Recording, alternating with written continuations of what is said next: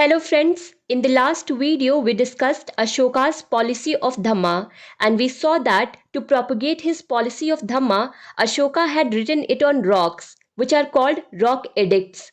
And because Ashoka had written the inscriptions related to his policy of Dhamma on very big stones, that is why they are called major rock edicts.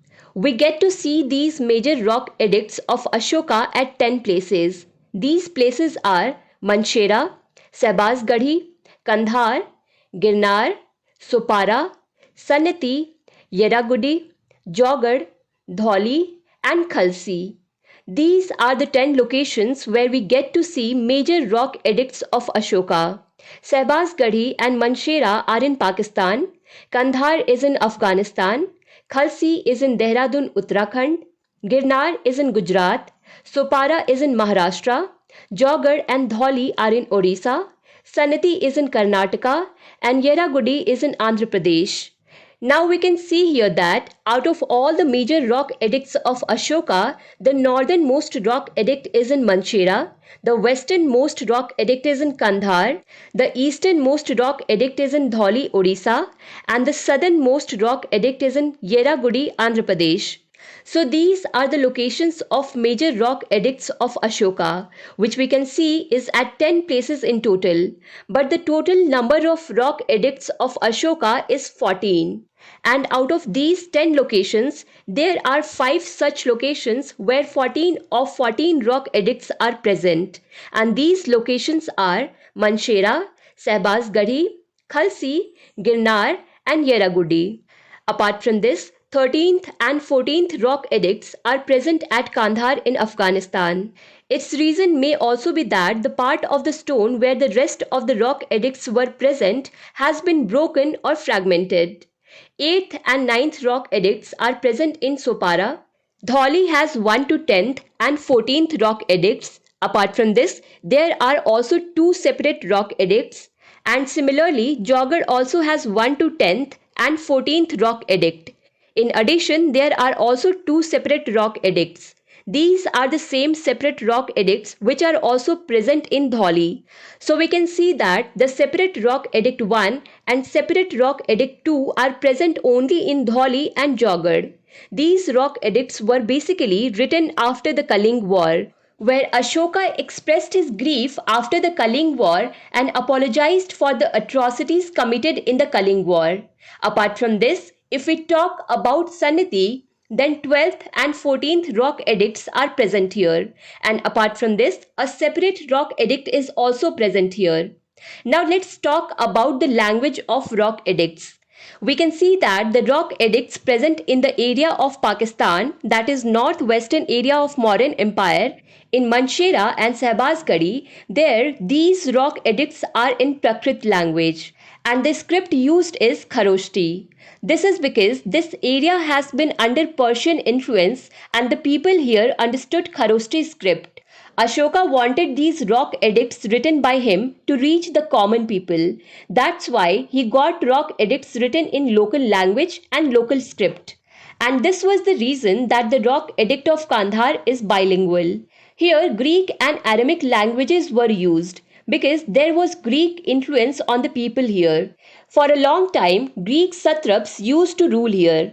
And apart from this, in the rest of the locations, the rock edicts have been written in Prakrit language and the script was Brahmi. So that was about the language of major rock edicts and the script used in it.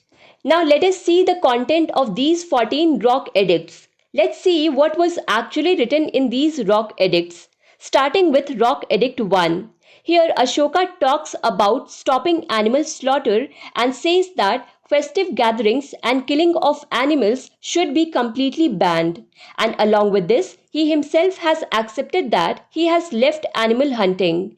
And now the situation has come that in his royal kitchen only 2 peacocks and 1 deer are killed. And he wants to discontinue this practice soon. In second major rock edict, he has talked about his neighboring kingdoms and said that Cholas, Pandyas, Satyaputras and Cheras are in his south. Apart from this, he has also told that his neighbor in the northwest is the Greek king Antiochus II.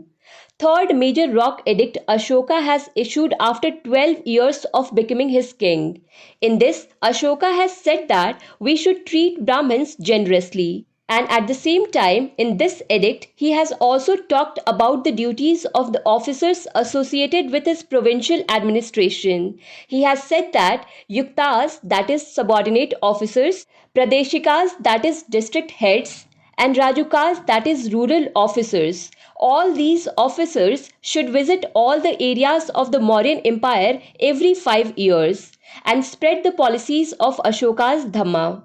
Next is Rock Edict 4. Here Ashoka describes Dhamma Ghosh as ideal for mankind as compared to Bheri Ghosh.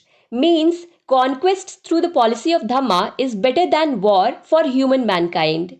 In the fifth major rock edict, Ashoka has told his policies towards slaves and said that he sees every human being living in his kingdom as his child.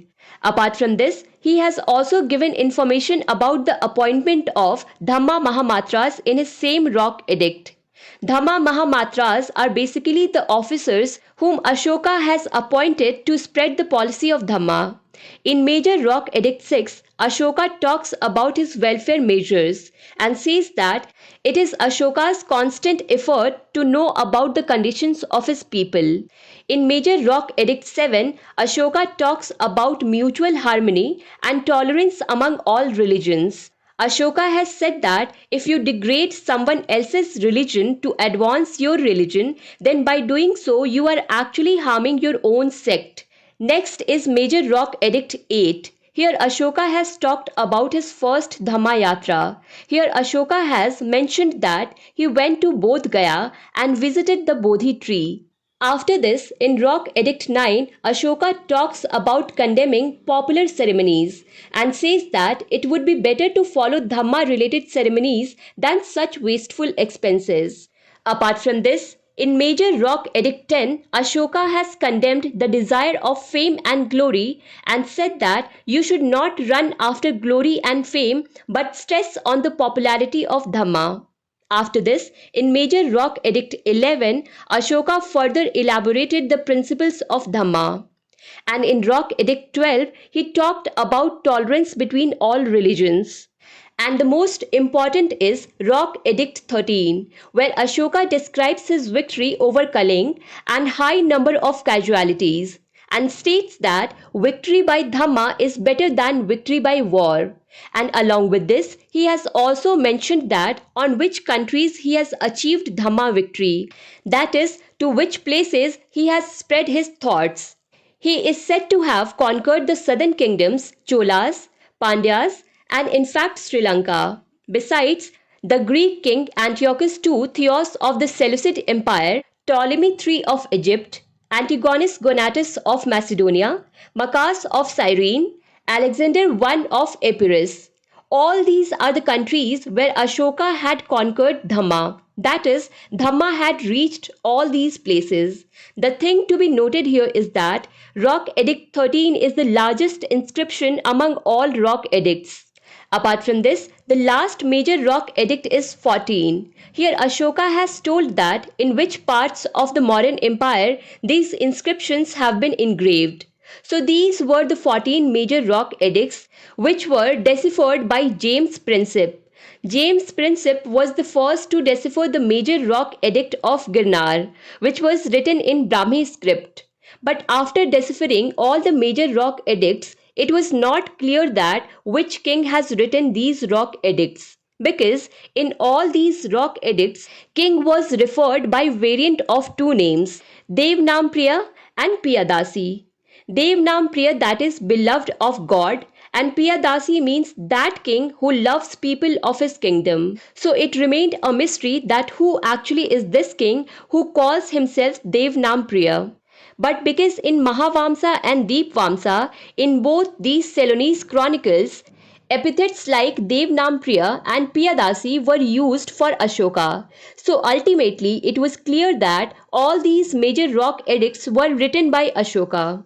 A few years later, this thing was once again confirmed when Ashoka's name was mentioned along with Devnampriya in minor rock edicts of Maski, Udaygolam, Nittur and Gujjar. Now let's see where these minor rock edicts are available. Here you can see that most minor rock edicts are available in Karnataka. The places in Karnataka are Maski, Nittur, Palki Gundu Gavimat, Jatinga Rameshwara, Siddhipura, Brahmagiri and Udaigolam. Apart from this, in southern part of India, two more places are there where minor rock edicts have been found. They are Rajula and Iragudi. Both these places are in Andhra Pradesh. Apart from this, you can see here that three minor rock edicts have been found in MP.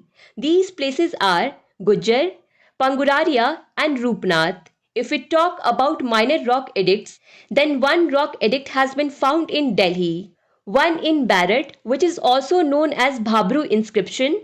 This place is in Rajasthan. Apart from this, one more rock edict is in Sasaram, Bihar, and one is in Aurora, UP. And among all these minor rock edicts, four minor rock edicts are very important. They are Gujjar, Maski, Nittur, and Udaigolam. These four minor rock edicts are important because over these rock edicts, Ashoka has personally mentioned his name. Apart from these, one more minor rock edict is important and that is Bharat, means Bhabru inscription.